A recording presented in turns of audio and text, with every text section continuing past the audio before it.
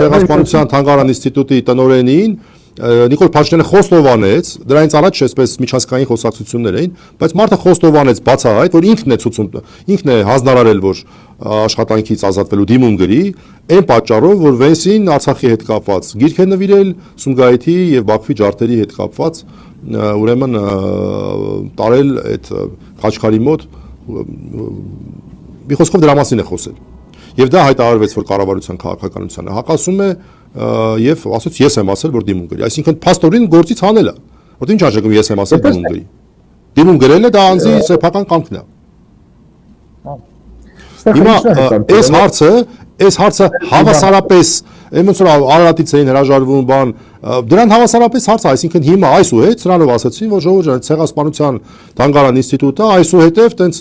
շատ կներեք, մեղա, ես չեմ զարմանա, որ վաղ միսօր ինչ որ մեկին նշանակեն, որ վեկանալասույթը բայց ով ասում, որ ցեղասպանությունն է։ Այսինքն ժխտողականության ուրացման